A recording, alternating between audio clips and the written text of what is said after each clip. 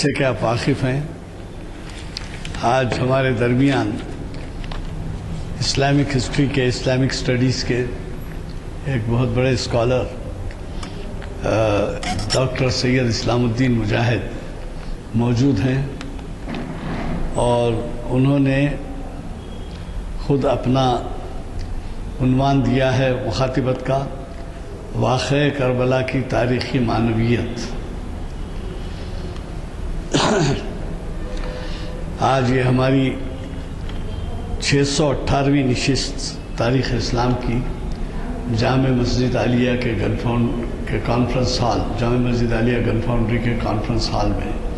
بعد نماز عصر بتاریخ 5 محرم الحرام بروز ہفتہ 9 نومبر 2013 منعقد ہو رہی ہے، اور مجھے مقرر کے تعارف کرانے کی اس لیے چندنا ضرورت نہیں ہے کہ انہوں نے اب تک ہمارے ہاں ان 618 محافل میں سے 100 سے زائد محافل کو انہوں نے مخاطب کیا ہے۔ وہ ایک جانے مانے اسکالر ہیں، اور شہر کے باہر سے ہی نہیں بلکہ اور جگہ سے بھی، ریاست کے اور مقامات سے اور دیگر مقامات سے بھی بلائے جاتے ہیں، اور ملک کے دیگر مقامات سے بلائے جاتے ہیں۔ جوتا باہر چھوڑ دیجیے، بلائے جاتے ہیں، اور ان کے خطابات اس طرح سے بھی بہت مشہور ہیں کہ ہمارے اردو اخبارات جو ہیں وہ بہت ہی نمایاں طور پر ان کے خطاب کو شائع کرتے ہیں۔ یہ ہماری خوش قسمتی ہے کہ ایسے قابل اسکالرس ہمیں اپنا قیمتی وقت دیتے ہیں اور استفادے کا موقع دیتے ہیں۔ آج کے اس دور میں جب کہ آپ واقف ہیں کہ مطالعے کا ذوق تقریباً ختم ہو چکا ہے، اور اس کی جگہ نہ صرف اخبارات نے بلکہ ٹی وی نے، مختلف کھیل تماشوں نے، ڈراموں نے اور دلچسپیوں کے محافل نے لے لیا ہے۔ ایسے میں ہمیں بڑی مشکل ہوتی ہے کہ ایسی محافل کو جن کو عبادت کا درجہ حاصل ہے اس میں شرکت کر کے کچھ استفادہ کریں۔ خصوصاً یہ نوجوانوں کے لیے بڑی خاص تحریک ہے، اور اس سے استفادے کا موقع ان میں اس وقت تک پیدا نہیں ہو سکتا جبکہ اولیاء طلباء اور بزرگ حضرات ان میں خصوصیت کے ساتھ چرچا نہ کریں کہ ایسی محافل میں شرکت ضروری ہے۔ ویسے آپ کو معلوم ہے کہ ہمارے جو کوئی قدرداں تھے انہوں نے یہاں پہ ویب سائٹ کا بھی انتظام کیا ہے، جس کی وجہ سے دنیا بھر میں دیکھی جاتی ہیں یہ محفلیں اور سنی جاتی ہیں، اور وہ ویب سائٹ کا نمبر اس پہ بھی دیا گیا ہے، اور پھر ہمارے پرچوں میں بھی درج ہوتا ہے۔ کسی وجہ سے اگر آپ نہ آ سکیں تو ویب سائٹ کے اوپر بھی یہ دیکھ سکتے ہیں۔ اتنا ہی ہے کہ اسی وقت نہیں ویب سائٹ پہ جاتا بلکہ رات میں اس کو ایڈٹ کیا جاتا ہے، پھر اس کے بعد ویب سائٹ پہ کل پرسوں میں ڈالا جاتا ہے۔ اگر ویب سائٹ کا نمبر نوٹ رکھیں آپ تو آپ نہ صرف خود استفادہ کر سکیں گے بلکہ اپنے گھر والوں کو، محلے والوں کو، اڑوس پڑوس کو، سب کو، دوست احباب کو بھی وہ اس کا استفادے کا موقع دیں گے۔ اور یہ یاد رکھیے کہ ایسے حضرات جو والہانہ خدمات انجام دیتے ہیں، یعنی وہ کوئی معاوضے کے طلبگار نہیں ہوتے بلکہ ان کی صلاحیتوں سے استفادے کا ہمیں موقع دیتے ہیں، تو کس قدر ضروری ہے کہ ہم اس سے استفادہ کریں۔ ہمیں اس بات کی بھی خوشی ہوتی ہے کہ اور مساجد میں بھی ایسے انتظامات کا اہتمام کیا جا رہا ہے، اور وہاں پر بھی جو ہے اس کی ترغیب دی جا رہی ہے کہ ایسے محافل میں شریک ہوں۔ میں گزارش کرتا ہوں کہ آپ آئندہ اس بات کا خیال رکھیں، اور ضرور ایسے لوگوں کو جو کچھ دلچسپی لے سکتے ہوں ان کو لیتے ہیں ساتھ۔ جزاک اللہ۔ اب اگلا بلیٹن جو ہے وہ آپ کے ہاتھ میں ہے، اور اس میں جو ہے ایک بہت ہی اہم عنوان سے پروفیسر سید راشد نسیم ندوی صاحب، جو بہت ہی بڑے مانے ہوئے اسکالر ہیں اور پریزیڈنٹ کے ایوارڈ یافتہ ہیں، وہ ہمیں مخاطب کر رہے ہیں 11 نومبر کو، پیر کے دن یعنی پرسوں بعد اثر اسی مقام پر، اور ان کا عنوان بھی بہت اہم ہے، دعا شریعت اسلامی کی روشنی۔ پروفیسر راشد نسیم ندوی صاحب ایک عرصے بعد تشریف لا رہے ہیں، 3-4 مہینے سے وہ قلب کی بیماری کی وجہ سے نہیں آ سکے تھے، اب انہوں نے اپنا روٹین جاری کر دیا ہے اور وہ یہاں موجود رہیں گے۔ ان کو مت مس کیجیے، ساتھ لے کے آئیے لوگوں کو، پیر کے دن ان کو سنیے، اور اس کے بعد چہارشنبے کے دن بھی ہمارے آپ کے جانے پہچانے اسکالر جناب سید امتیاز الدین صاحب اقبال کی ایک نظم کا تجزیہ کے عنوان سے محفل اقبال شناسی کی 733ویں نشست کو مخاطب کریں گے۔ راشد نسیم ندوی صاحب شریعت انفارمیشن کی 512ویں نشست کو پیر کے دن مخاطب کریں گے۔ میں ہمارے آج کے مخرج صاحب کو دعوت خطاب دینے سے قبل آپ سے بھی گزارش کروں گا کہ آپ کو تو پتہ ہے کہ ماہ محرم ہے اور شہادت قریب آنے والا ہے، زیادہ سے زیادہ ہمیں عبادات میں گزارنا چاہیے، اور قرآن شریف کی تلاوت اور نفلیں وغیرہ پڑھتے ہوئے شہدائے کربلا کو وصال ثواب کے لیے دعا ہونی چاہیے، اور ماہ محرم کا احترام کرتے ہوئے زیادہ سے زیادہ آپ مشغول رہیں عبادات میں، میری گزارش رہے گی۔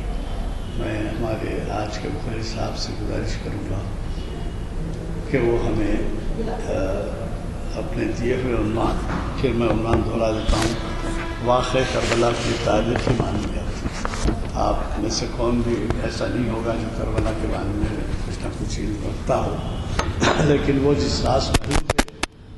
بات کرنے والے ہیں وہ اس سے بات سامنے آ جائے گی کہ اس کی تاریخی معنویت کیا ہے، کیونکہ میں سمجھتا ہوں کہ ہمارے ہاں جو عنوانات دیے گئے ہیں اس میں اس قسم کا عنوان پہلی دفعہ آ رہا ہے، تو میں ہمارے مخرج صاحب سے گزارش کروں گا کہ وہ شہ نشین پر تشریف لائیں اور ہمیں مخاطب فرمائیں۔ بالعالمین والصلاة والسلام علی رسول الامین، فاعوذ باللہ من الشیطان الرجیم، بسم اللہ الرحمن الرحیم۔ ولا تقولوا لمن يقتل في سبيل الله اموات بل احیاء ولکن لا تشعرون، صدق اللہ العظیم۔ قابل احترام محترم جناب غلام یزدانی صاحب، کنوینر تاریخ اسلام لیکچر سیریز جامع مسجد عالیہ، بزرگان ملت اور عزیز نوجوان ساتھی، السلام علیکم ورحمۃ اللہ وبرکاتہ۔ یہ اللہ تبارک و تعالیٰ کا لاکھ لاکھ شکر، اس کا احسان عظیم ہے کہ جامع مسجد عالیہ میں گزشتہ کئی سالوں سے تاریخ اسلام اور شریعت انفارمیشن سروس اور خاص طور پر محفل اقبال شناسی کی محافل بغیر کسی تعطل اور بغیر کسی وقفے کے منعقد ہوتی جا رہی ہیں۔ ان تمام محافل کا مقصد دراصل خاص طور پر نوجوانوں کو شریعت سے واقف کروانا اور اسلام کی تاریخ سے واقف کروانا، یہ دراصل اس کا مقصد ہے۔ آج میں نے جو عنوان منتخب کیا ہے وہ اس مہینے کی مناسبت سے ہے۔ یہ امت مسلمہ کی سب سے بڑی بدنصیبی کہیے اسے، یا اس امت کا المیہ ہے کہ بہت ساری حقیقتیں خرافات میں تبدیل ہو گئی۔ محرم کا مہینہ آتے ہی ہم دیکھتے ہیں کہ ہمارے اپنے معاشرے کے اندر بہت ساری بدعتیں اور بہت سارے ایسے افعال کیے جاتے ہیں جس کا نہ شریعت سے کوئی تعلق ہے، نہ قرآن میں جس کا حکم دیا گیا، اور نہ شہادت امام حسین سے اس کا کوئی تعلق ہے۔ ہم کو اس بات کی طرف خاص طور پر صاحب علم طبقے کو متوجہ ہونا چاہیے کہ اگر ہم اپنے نوجوانوں کو حقیقتوں کی طرف نہیں لائیں گے اور ان کے سامنے صحیح واقعات کو نہیں پیش کریں گے تو لازمی چیز ہے کہ آنے والی نسلیں انہی خرافات مبتلا ہوگی اور اسے ہی صحیح سمجھنے لگے گی۔ چنانچہ آج میں یہ بات بڑے دعوے کے ساتھ کہہ سکتا ہوں کہ اضلاع کے مسلمان ہم سے زیادہ دینی شعور رکھ رہے ہیں۔ گزشتہ رات میں جگتیال میں تھا شہادت یوم حسین کے عنوان پر، اور دن میں کریم نگر میں تھا، تو لوگوں نے کہا کہ ہمارے پاس اللہ کے فضل سے 10 محرم کو کسی قسم کے کوئی ایسے کام نہیں ہوتے ہیں جو حیدرآباد کے مسلمان عام طور پر کرتے ہیں۔ میں نے کہا کہ حیدرآباد کے مسلمان سب نہیں، جو لوگ دین سے ناواقف ہیں یا انہی خرافات کو دیکھتے رہے بچپن سے، اسی کو دین سمجھ کر عمل کر رہے ہیں، تو بہرحال ہمارے شہر میں علماء ہونے کے باوجود، دانشور ہونے کے باوجود، بڑے بڑے دینی ادارے ہونے کے باوجود ہم دیکھتے ہیں کہ ایسے موقعوں پر، خاص طور پر محرم میں، سفر میں، ماہ سفر میں اور دیگر مہینوں کے اندر، جن کی ایک بڑی اہمیت ہے اور جن کی ایک بڑی تاریخ ہے، لیکن ان واقعات کو بازو رکھتے ہوئے نئی نئی چیزوں کو ہم نے ایجاد کر لیا اور یہ سمجھ لیا کہ اس کام کو کرنا ہمارے لیے باعث ثواب ہے۔ محترم یزدانی صاحب نے بڑی خاص توجہ آپ کی طرف فرمائی کہ کم از کم ہم اس ماہ مبارک میں قرآن مجید کی تلاوت کریں، شہدائے کربلا کو اپنا خراج عقیدت پیش کریں اور قرآن پڑھ کر ان کے لیے کیا، ہم اپنے لیے اپنی مغفرت کی دعا کریں، کیونکہ وہ تو اس مقام پر پہنچ گئے کہ قرآن مجید گواہی دیتا ہے کہ وَلَا تَقُولُوا لِمَن يُقْتَلُ فِي سَبِيلِ اللَّهِ أَمْوَاتٌ، کہ اے لوگو تم ان لوگوں کو مردہ مت کہو جو اللہ کے راستے میں شہید کر دیے گئے ہیں، وہ مردہ نہیں ہیں لیکن تم اس کا شعور نہیں رکھتے ہیں۔ اس ابتدائی گفتگو کے بعد میں آپ کے سامنے یہ بات لانا چاہتا ہوں کہ انسانی تاریخ کے ہر دور میں حق و باطل کے درمیان معرکے ہوتے رہے۔ تاریخ کا کوئی دور ایسا نہیں رہا کہ جس میں حق اور باطل کے درمیان نبرد آزمائی نہ ہوئی ہو۔ ہمیشہ کچھ باطل طاقت رہی اور مشرق یزدی کے تحت ان باطل طاقتوں کی سرکوبی کے لیے، ان کے سازشوں کو ناکام بنانے کے لیے اللہ تعالیٰ حق کے ایک گروہ کو پیدا فرماتا رہا۔ پہلا گروہ تو انبیاء کو تسلیم کہ جب کبھی وقت کے نمرود نے، وقت کے فرعون نے اپنی جھوٹی خدائی کا دعویٰ کیا تو اللہ تعالیٰ نے حضرت ابراہیم علیہ السلام کو پیدا کیا، حضرت موسیٰ علیہ السلام کو پیدا کیا۔ یہ برگزیدہ انبیاء کرام تھے جنہوں نے اس وقت کے جھوٹے حکمرانوں کے خلاف، جنہوں نے اپنی خدائی کا دعویٰ کیا تھا، اس کی نفی کی اور ان کے دعووں کی خلائی دنیا کے سامنے کھول کر رکھ دی۔ اس طریقے سے اسلام کا آغاز ہوا۔ آپ جانتے ہیں کہ اکرم صلی اللہ علیہ وسلم دنیا میں تشریف لائے اور آپ کے ذریعے ایک دین حق کو اس ساری انسانیت کے لیے ہدایت کا ذریعہ بنایا گیا۔ تو جب یہ دین حق کی کرنیں پھیلنے لگی اور لوگ اسلام کی طرف داخل ہونے لگے تو پھر ہم دیکھتے ہیں کہ پھر طاغوتی طاقتیں سر اٹھائی، پھر فرعونی طاقتوں نے سر اٹھایا اور پھر ہر طرف سے باطل طاقتوں نے اس حق کے چراغ کو گل کرنے کی کوشش کی۔ چنانچہ نبی اکرم صلی اللہ علیہ وسلم کی دعوت کو اور آپ کے چاہنے والوں کو جس قسم کی آزمائشوں سے گزرنا پڑا، اس کے تعلق سے تاریخ کا ایک ایک صفحہ گواہی دیتا ہے۔ میں یہ بات اس لیے کہنا چاہ رہا ہوں کہ ہم یہ سمجھتے ہیں کہ تاریخ اسلام کے اندر شہادت کا ایک واقعہ ہے، وہ امام حسین کی شہادت کا واقعہ ہے۔ یقیناً امام حسین کی شہادت بہت ہی اعلیٰ اور اعلیٰ مرتبے کی شہادت کو مورخین نے شہادت عظمیٰ کا درجہ دیا ہے، لیکن امام حسین سے بڑے جلیل القدر صحابہ کرام نے خدا کے راستے میں اپنی جانوں کا نذرانہ پیش کیا ہے۔ چنانچہ ابتدائی دور کے اندر جبکہ اسلام کا آغاز ہوا تھا، آپ دیکھتے ہیں کہ خود اللہ کے رسول کو میدان جہاد میں آنا پڑا اور کفار و مشرکین کے ساتھ جنگ کرنی پڑی، جنگ بدر کا پیش آیا۔ سن 2 ہجری میں آپ دیکھتے ہیں کہ ابھی ابتدائی دور تھا اور ایسے وقت جبکہ مسلمانوں کی عددی طاقت بھی بالکل محدود تھی، ان کے وسائل بھی بہت محدود تھے، لیکن اللہ کے رسول نے اس دین کے غلبے کے لیے، اس دین کے قیام کے لیے 313 مجاہدین کو لے کر آپ بدر کے آئے اور اللہ تعالیٰ نے ان 313 مجاہدین کو 1000 کے لشکر جرار پر کامیابی عطا فرمائی۔ تو یہ پہلا معرکہ تھا اسلام کی آمد کے بعد۔ اللہ کے رسول کی سرکردگی میں، آپ کی قیادت میں اللہ تعالیٰ نے اہل حق کو اس باطل طاقت پر جو اس وقت کے ایک سپر، چاہے وہ ابو جہل، ابو لہب اور دوسرے جو کفار مکہ تھے، ان کی جو چودراہٹ تھی، اس چودراہٹ کو اللہ تعالیٰ نے اپنے نبی اکرم صلی اللہ علیہ وسلم کے اس میدان جہاد کے ذریعے سنا۔ پھر اس کے بعد احد معرکہ ہوا، آپ دیکھتے ہیں کہ خندق کا معرکہ ہوا، خیبر کا معرکہ ہوا۔ یہ سارے معرکے دراصل حق و باطل کے درمیان میں ایک قسم کی کشمکش تھی۔ ہمیشہ باطل یہ چاہ رہا تھا کہ کسی بھی طریقے سے حق کا خلاخما کر دیا جائے، حق کو نابود کر دیا جائے۔ نبی کو اپنا وطن چھوڑنا پڑا، اپنے عزیز و اقارب کی رشتہ داری ختم کرنی پڑی، اور اس کے باوجود باطل خاموش نہیں بیٹھا، بلکہ اس نے کوشش کی کہ اسی طریقے سے یعنی اسلام کے لانے والوں کو اور اسلامی شریعت کے زندگیوں کو تنگ کیا جائے تاکہ اسلام خلاخما ہو جائے۔ لیکن آپ جانتے ہیں کہ اللہ کے رسول نے اپنی حیات طیبہ کے 23 سالہ مختصر دور کے اندر اسلام کو عملی طور پر دنیا میں نافذ کر کے بتا دیا۔ صرف یہ ایک عبادات کا مجموعہ نہیں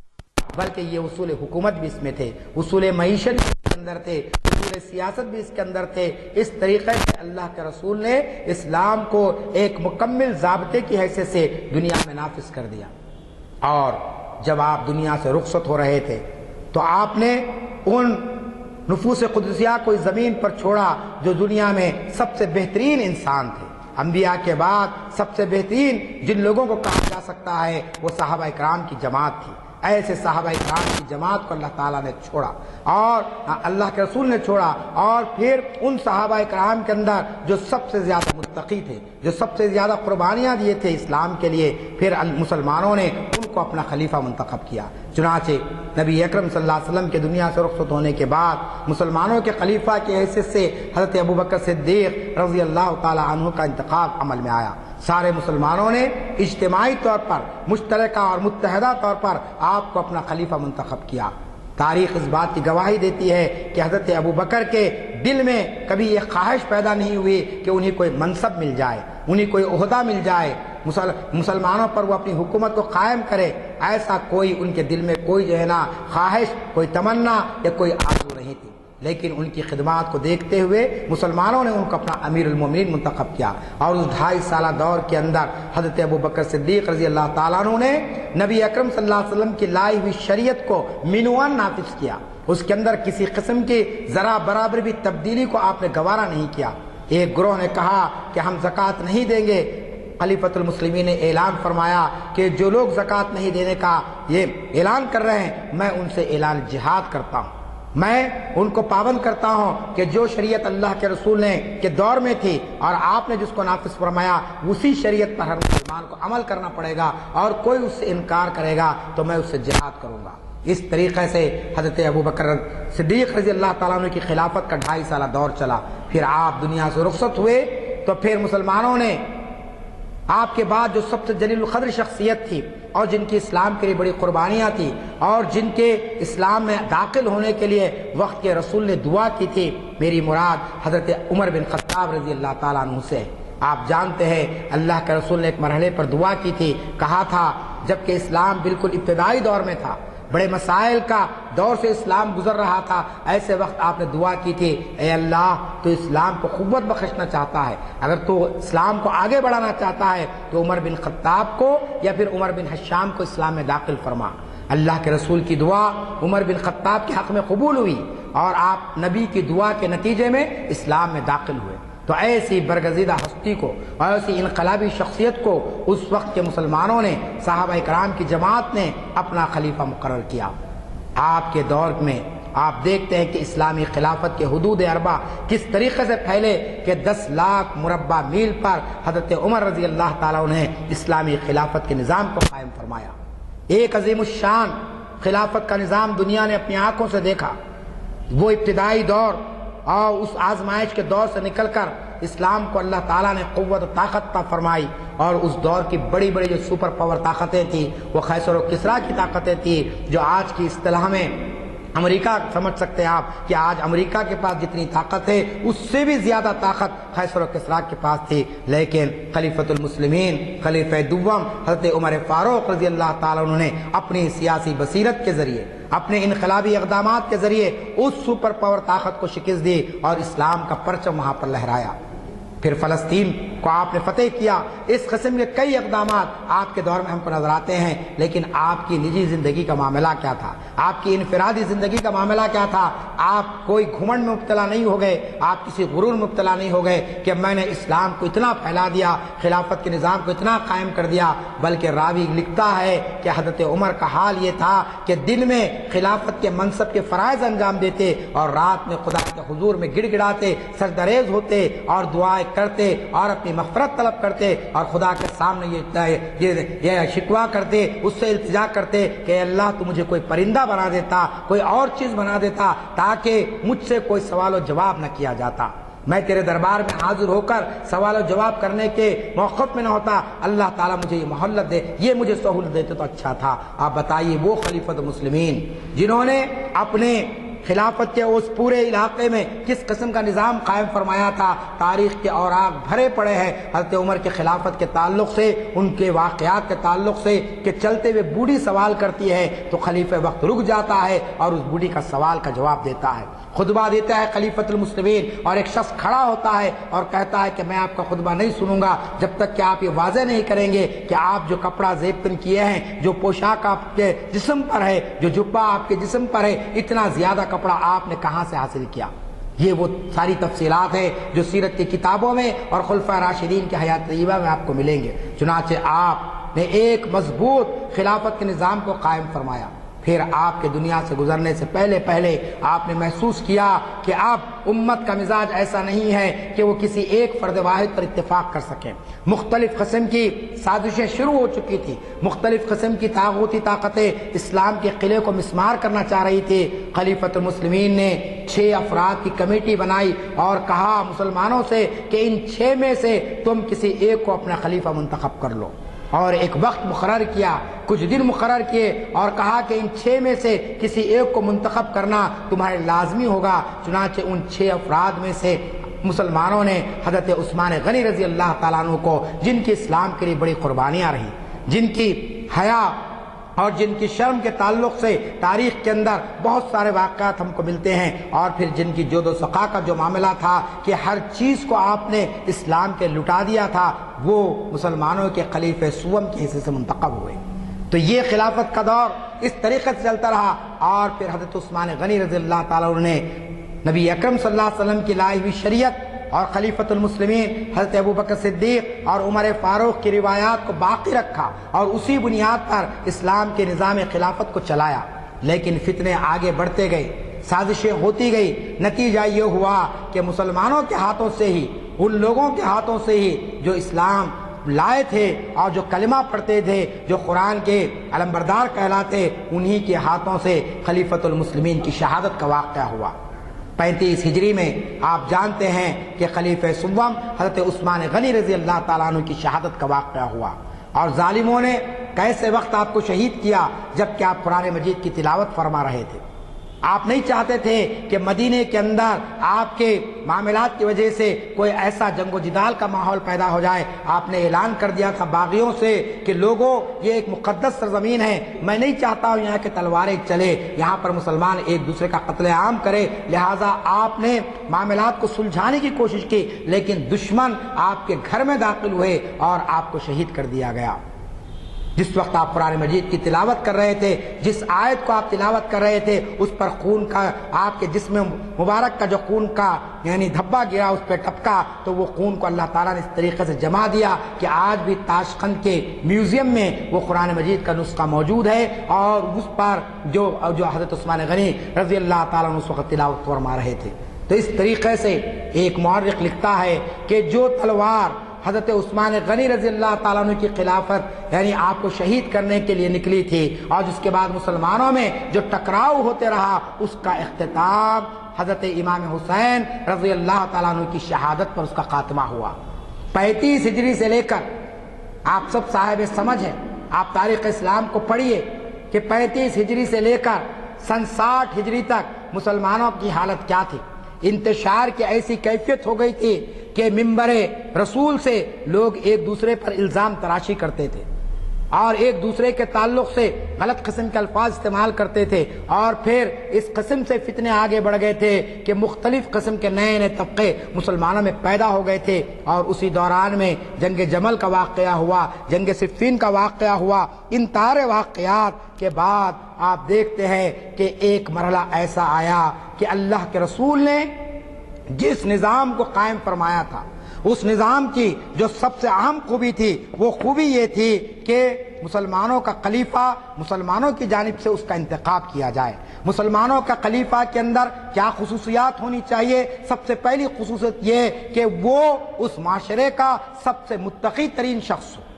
سب سے زیادہ تقوی اس کے اندر ہو، سب سے زیادہ اس کے اندر اللہ کا ڈر ہو، اور پھر اس کے اندر خدمت خلق کا سب سے زیادہ جذبہ ہو، یہ اصول آپ نے متعین فرما دیے تھے ایک خلیفہ کے لیے۔ چنانچہ ہم حضرت ابوبکر صدیق رضی اللہ تعالیٰ کو دیکھتے ہیں، حضرت عمر فاروق رضی اللہ تعالیٰ عنہ کو دیکھتے ہیں، حضرت عثمان غنی رضی اللہ تعالیٰ عنہ کو دیکھتے ہیں، اور پھر حضرت علی رضی اللہ تعالیٰ عنہ کو دیکھتے ہیں۔ آپ دیکھتے ہیں کہ حضرت عثمان غنی کی شہادت کے بعد اگرچہ کہ حضرت علی رضی اللہ تعالیٰ عنہ خلیفۃ المسلمین منتخب کیے گئے، لیکن آپ کے دور میں جو انتشار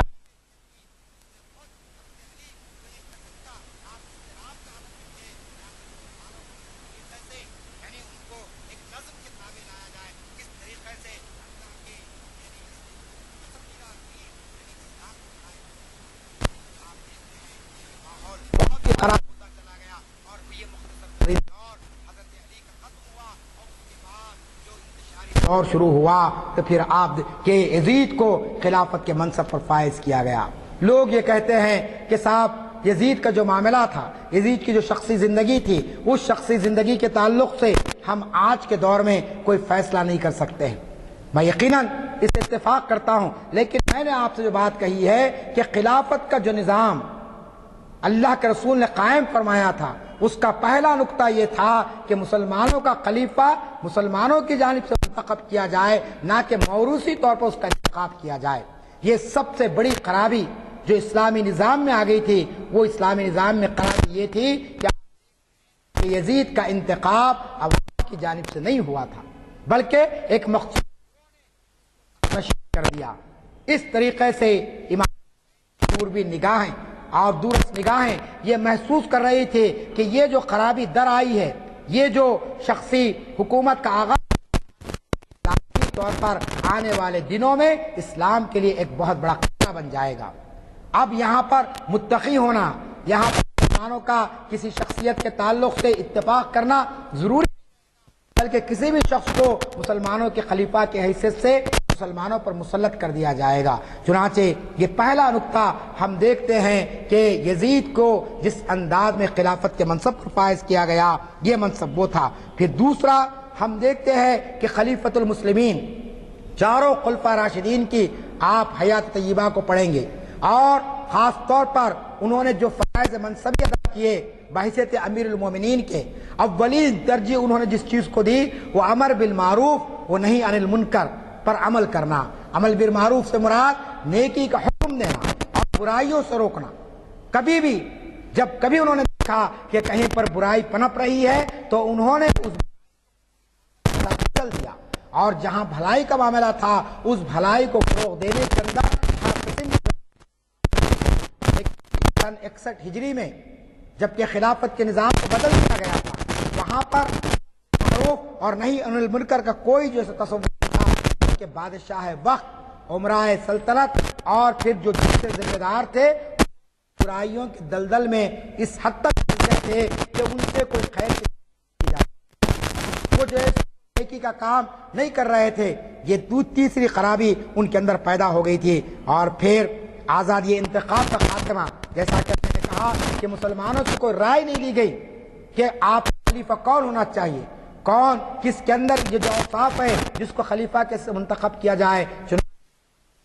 ہو گیا تھا۔ اور پھر تیسرا چوتھا یہ کہ اظہار رائے کی آزادی کی پابندی، کہ مسلمانوں کو ان کی کوئی رائے اس کی جو ہے سو کوئی یعنی وہاں پر یعنی ہم دیکھتے کہ اپنایا گیا تھا، جس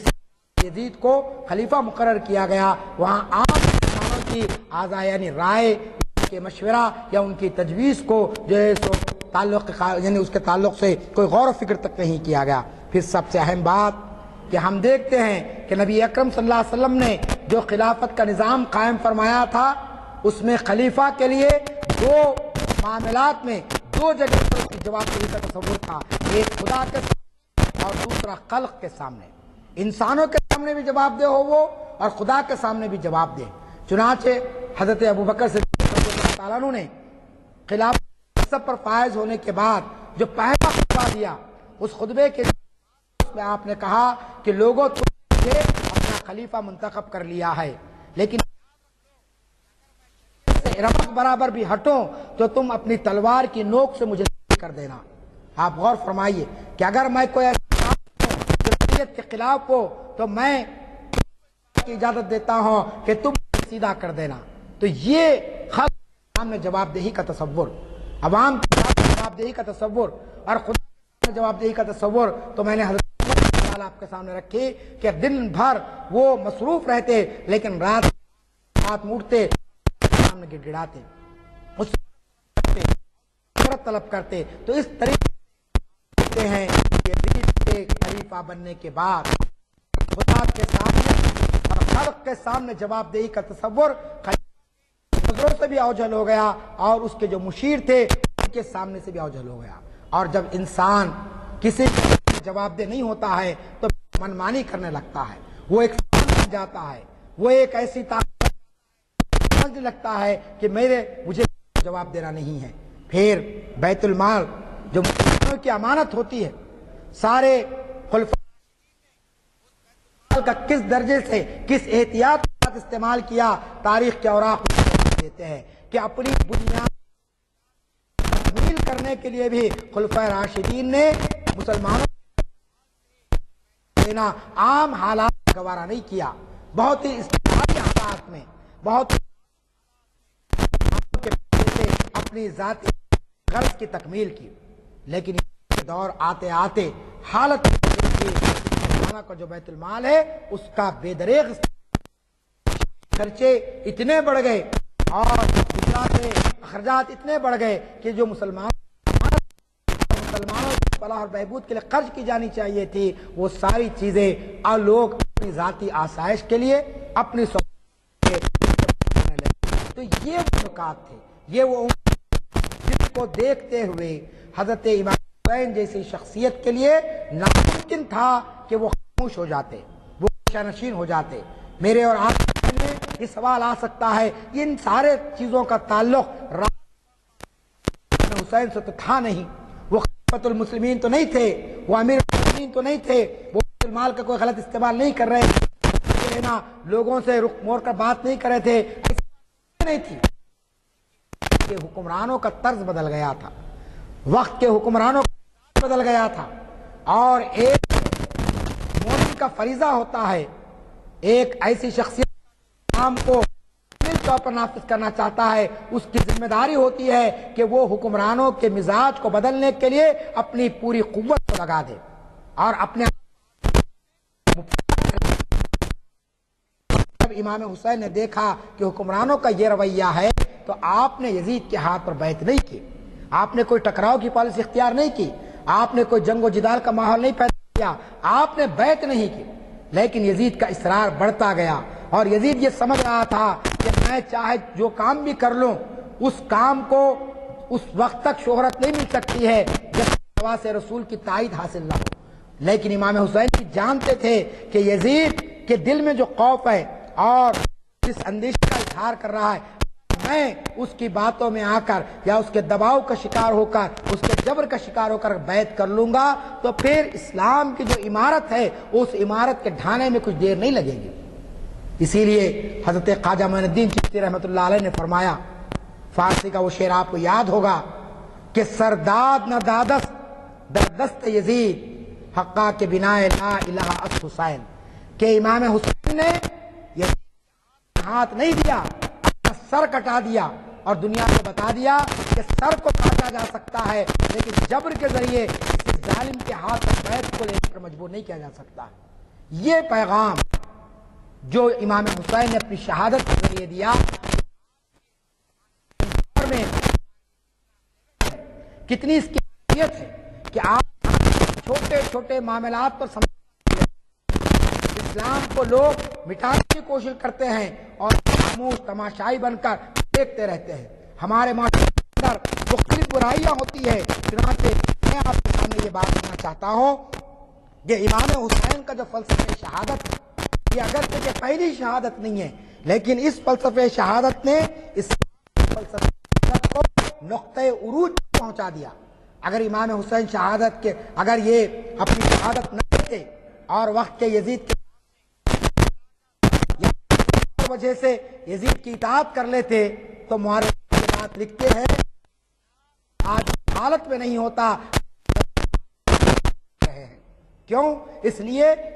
کہ بھی مختلف قسم سے باطل طاقتوں سے جو ہے نا اپنا جو ہے نا دوستی رکھتے اور ان سے راہ و رسم بڑھاتے۔ پھر آج کی یعنی معرکہ کربلا کی جو معنویت ہے وہ معنویت یہ ہو سکتی ہے تاریخ کربلا کی کہ اصل جو چیز ہے وہ نصب العین کا حصول ہے، کہ انسان مقصد کو سامنے رکھے تو ظلم اور ظالم کی بربریت اس کے لیے کوئی اہمیت نہیں رکھتی ہے۔ آپ کا کہ 10 محرم کو صرف امام حسین شہید نہیں ہوئے بلکہ آپ کے 72 جانثار شہید ہوئے، اور ان کے اندر جوان بھی تھے، بچے بھی تھے، اور پھر مصیبتیں جو آئی، پریشانیوں کو جھیلنے والوں میں ضعیف لوگ بھی تھی۔ تو یہ سب کیوں؟ یہ سب اس لیے کہ قافلہ حسینی کے سامنے ایک اعلیٰ نصب تھا، ایک گول ان کے سامنے تھا، ایک مقصد ان کے سامنے تھا، اور کیا تھا؟ وہ دنیا میں تا قیامت باقی رکھا جائے اللہ کے رسول نے دنیا میں چھوڑ کر گئے تھے، اس میں کسی بیچی نہ ہو۔ ہم یہ دیکھتے ہیں کہ یہ شہادت کربلا کے میدان میں پیش کی، اس کا ایک دوسرا پہلو جو ہمارے سامنے آتا ہے وہ یہ ہے کہ خلافت کا اسلام جس خلافت کے نظام کا داعی تھا اس کو انسانی معاملات میں تبدیل کیا جا رہا تھا۔ لوگ یہ کہتے ہیں کہ اگر امام حسین وقت طور پر بادشاہ کیسے تسلیم کر لیتے تو کم از کم اس قسم کا ثانیہ نہ ہوتا، لیکن آج آپ مسلمان بادشاہوں کے رنگ ڈھنگ کیسے ہیں، مسلمان بادشاہوں کا کیسا ہے، کس طرح سے وہ خود اسلام کے علامتوں کو اور اسلام کی ہدایات کو کس طریقے سے صرف فراموش کر رہے ہیں بلکہ اس کی دھجیاں اڑا رہے ہیں۔ تو اسلام نے کبھی بادشاہت کی تائید نہیں کی، اسی لیے تائید کی کہ بادشاہ کے ذہن میں یہ بات کہ میں کسی کے سامنے جواب دہ نہیں ہوں، میں لوگ میرے غلام ہیں، میں اور میرے اختیار کو کوئی چیلنج نہیں کر سکتا ہے۔ چنانچہ حسین نے جس خلافت کے نظام کو اللہ کے رسول نے قائم فرمایا تھا اس کو بچانے کے لیے آپ نے انسانی بادشاہت کی مخالفت کی اور اس کے لیے اپنی جان کی نہ پرواہ کرتے ہوئے میدان کارزار میں آئے۔ یہ ایک اہم ترین نقطہ تھا۔ پھر دوسرا جو نقطہ ہمارے سامنے آتا وہ یہ تھا کہ حالات چاہے کیسے ہی حوصلہ شکن ہو، حالات چاہے کتنے ہی مایوس کن ہو، اس وقت ایک مرد مومن کا فریضہ کیا ہونا چاہیے۔ آپ جانتے ہیں کہ امام حسین جن حالات میں مدینے سے نکلے تھے، آپ کو جانے کے لیے نکلے تھے، آپ تاریخ کتابوں میں پڑھیں گے یا 10 محرم کو مختلف واعظین سے یا مقررین سنیں گے کہ معرکہ کربلا ہوا، امام حسین تلواروں کے ساتھ نکلے تھے، کوئی ساز و سامان کے ساتھ نہیں نکلے تھے، بلکہ کوفے والوں نے خطوط لکھے تھے آپ کو اور کہا تھا کہ یزید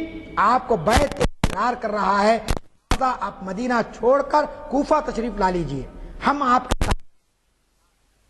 اور ایک دو نہیں بلکہ کئی خطوط انہوں نے لکھے۔ لوگوں نے کہا بھی آپ سے کہ امام حسین رضی اللہ تعالیٰ عنہ آپ کوفے والوں یقین دہانی پر کیجیے، یہ دھوکہ دینے والے لوگ ہیں، یہ آپ کے یعنی دھوکہ دے چکے ہیں، لہذا آپ کو بھی دھوکہ دے سکتے ہیں۔ لیکن میں نے محسوس کیا کہ اتنی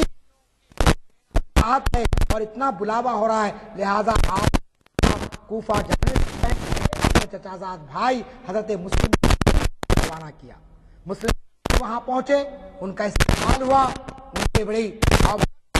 لیکن یہ سب ظاہری تھا۔ کچھ دن گزرنے کے بعد آپ دیکھیں کہ یزیدی قافلے کو اور یزیدی کو معلوم ہوا کہ کوفے میں امام حسین کے سفیر پہنچے ہیں اور کوفے والے امام حسین کے ہاتھ پر بیعت کرنے والے ہیں، لہذا خود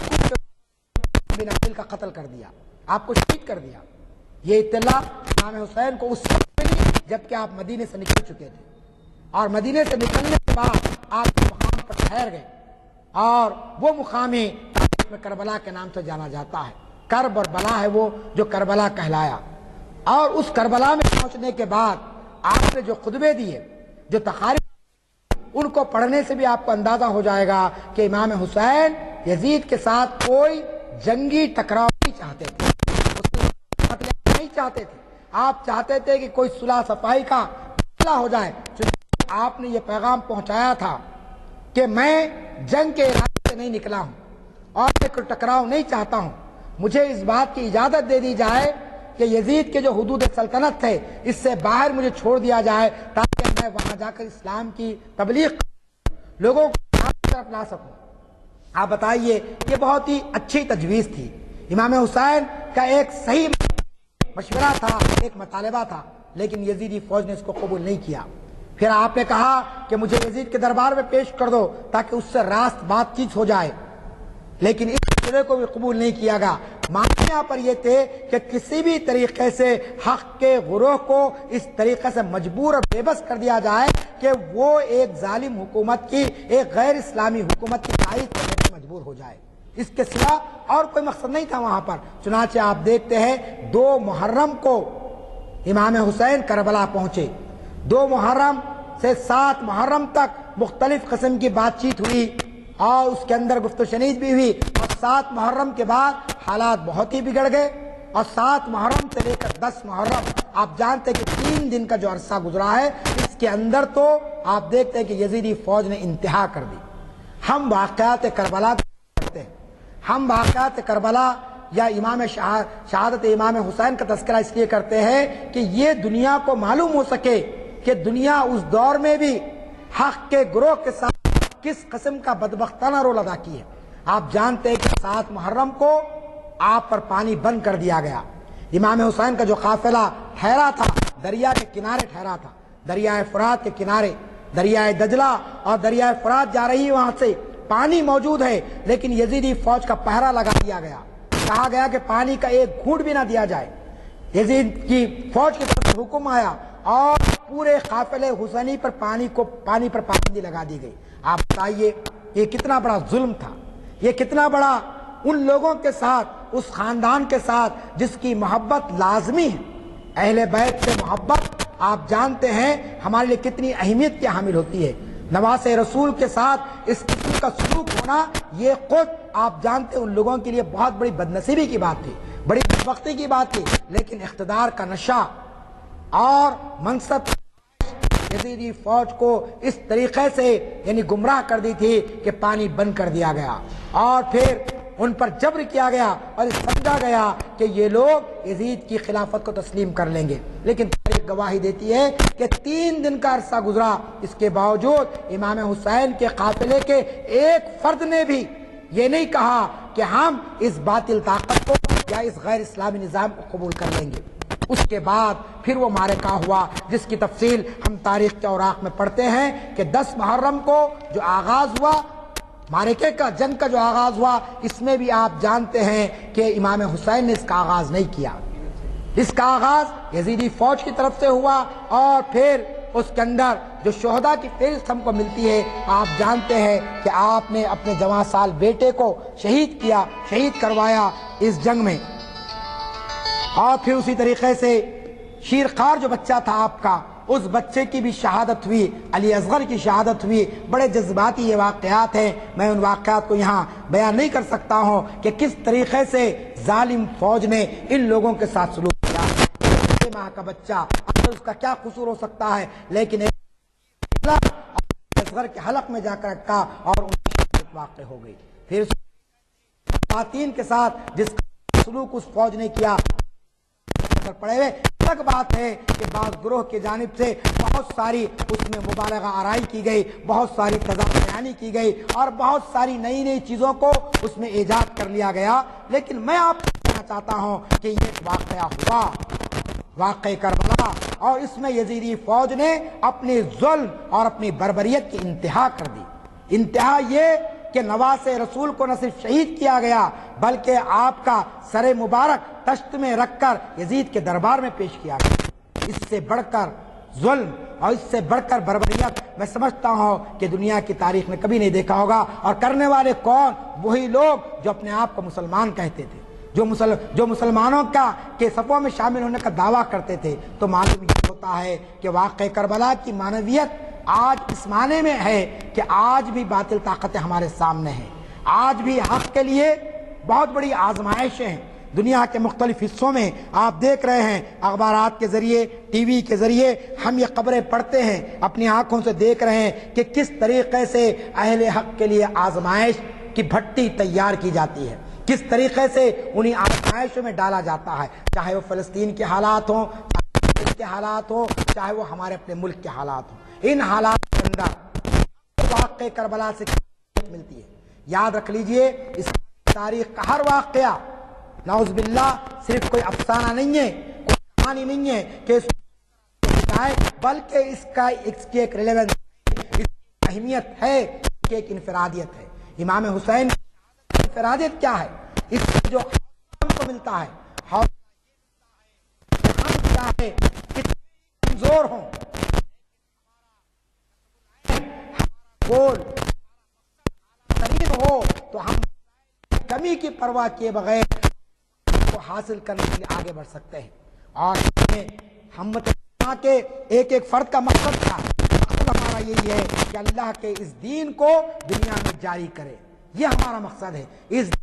دنیا کو لائے، اس کی اشاعت عمر میں لائے۔ کیوں لائے؟ کہ یہی دین انسانیت کو سکون دے سکتا ہے، یہی دین انسانیت کو راحت دے سکتا ہے، یہی دین امن اور آشتی کا پیغام دنیا کو دے سکتا ہے۔ لہٰذا میں آپ سے آج کے اس مختصر گفتگو میں یہ کہنا چاہتا ہوں کہ ہم اہل حق کے اس کردار کو سامنے رکھیں۔ امام حسین کا ایک کردار آپ کے سامنے آتا ہے، ایک کردار وہ کہ میدان میں نکلے ہیں آپ۔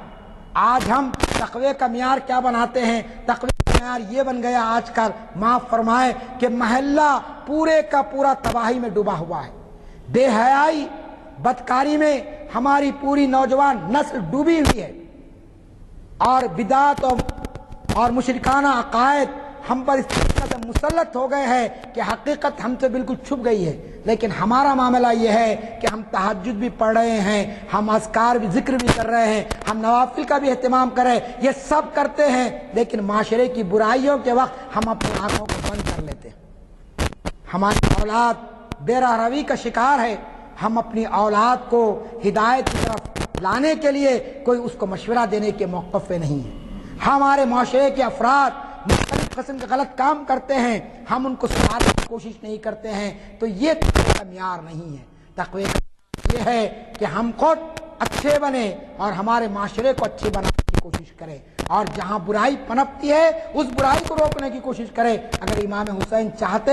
تو آپ بیٹھ جاتے مدینے کے اندر مسجد نبوی میں اور اللہ تعالیٰ کا ذکر کرتے، قرآن پڑھتے، اور پھر وہاں پر درس دیتے اور لوگوں کو جو ہے نا اسلام کی طرف لاتے، لیکن باطل تو اپنا آگے بڑھتا جاتا، اور پھر وہ باطل طاقتیں اس طریقے سے آگے بڑھ جاتی کہ امام حسین کے لیے بھی آپ کا درس دینا، آپ کے اسلام کی تبلیغ کرنا آپ کے ناممکن ہو جاتا۔ یہ آپ کی دوربین نگاہیں تھی، آپ نے محسوس کیا، اسی لیے آپ میدان جنگ میں آئے، میدان جہاد میں آئے، لیکن میدان جہاد میں آ کر بھی آپ نے اللہ کے فرض کو نہیں بھولا۔ اور اللہ کا فرض کیا ہے؟ وہ اللہ کے سامنے کھڑے ہونا ہے، نماز ہے۔ آپ جانتے ہیں کہ امام حسین کو حالت نماز میں شہید کیا گیا، اسی لیے کہا گیا کہ امام نے ایسی نماز ادا کی جو نہ ادا ہوئی نہ قضا ہوئی،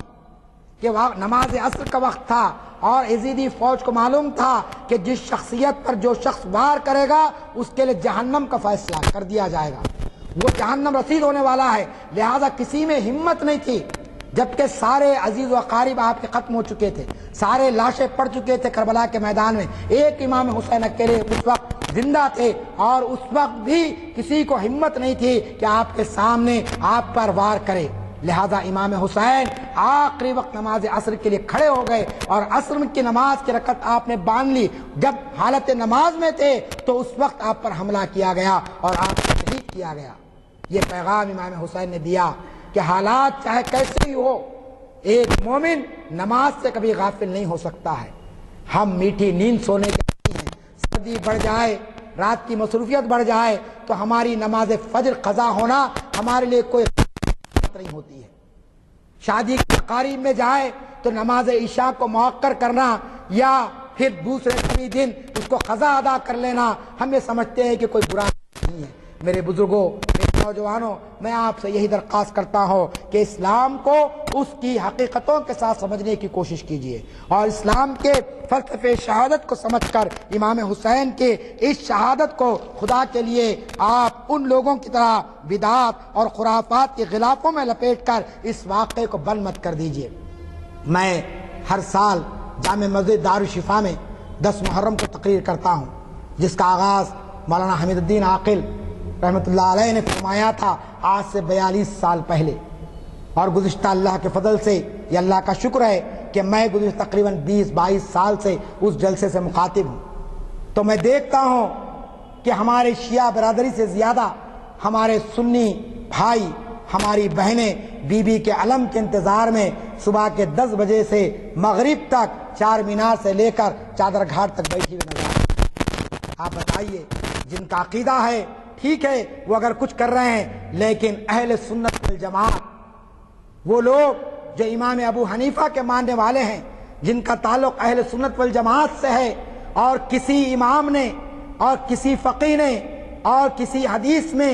آپ کو یہ بات نہیں ملے گی کہ کسی علم کا اس طریقے سے استقبال کیا جائے، اس سے منتیں اور منادیں مانگی جائے۔ بڑی افسوس کی بات ہے کہ سربراہدہ شخصیتیں لوگوں کا دل رکھنے کے لیے بہت سارے بدعتیں اس موقع پر کرتی ہے اور کہتی ہیں کہ صاحب یہ ہم دل سے نہیں کر رہے ہیں، یہ کچھ مجبوریاں ہم کر رہے ہیں۔ یاد رکھ لیجئے، مشرکانہ کام، بدعت کا کام اور شرک کا کام اللہ کو کبھی پسند نہیں ہے۔ لوگوں کے دل رکھنے کے لیے، لوگوں کے ساتھ اپنے کو شامل کرنے کے لیے، خدا کے لیے آپ محرم کے ان خرافات سے بچیے۔ خاص طور پر اس دن 10 محرم کے دن جو بھی کام ہمارے پاس معاشرے میں ہوتے ہیں اس سے اپنے آپ کو بچائیے۔ اور یزدانی صاحب نے جو بات آپ کو کہی ہے کہ قرآن مجید کی تلاوت کیجیے، نفل روزہ رکھیے اور شہدائے کربلا کا جیسا جذبہ اپنے اندر پیدا کرنے کی کوشش کیجیے۔ میں آخر میں مولانا جوہر کا ایک شعر جو انہوں نے کہا اور بہت عام ہو گیا وہ شعر، اس پر اپنی گفتگو ختم کرتا ہوں کیونکہ نماز مغرب کا وقت ہے۔ انہوں نے بڑی اچھی بات کہی تھی کہ دور حیات آئے گا قاتل خزاں کے بعد، دور حیات آئے گا قاتل خزاں کے بعد، ہے ابتدا ہماری تیری انتہا کے بعد۔ قتل حسین اصل میں مرگ یزید ہے، اسلام زندہ ہوتا ہے ہر کربلا کے بعد۔ تو حضرت امام حسین نے اسلام کو زندہ کر دیا کربلا کے بعد، لیکن کربلا کے مرحلے ختم نہیں ہوئے، یزیدی طاقتیں ختم نہیں ہوئی۔ اسوہ حسینی اور حسین کے ماننے والوں کے لیے ضروری ہے کہ وہ یزیدی طاقتوں سے مقابلہ کرنے کے لیے واقع کربلا سے بصیرت حاصل کریں۔ رب اغفر ورحم وانت خیر الراحمین، وآخر دعوانا ان الحمد للہ رب العالمین۔ دعا ہو چکی۔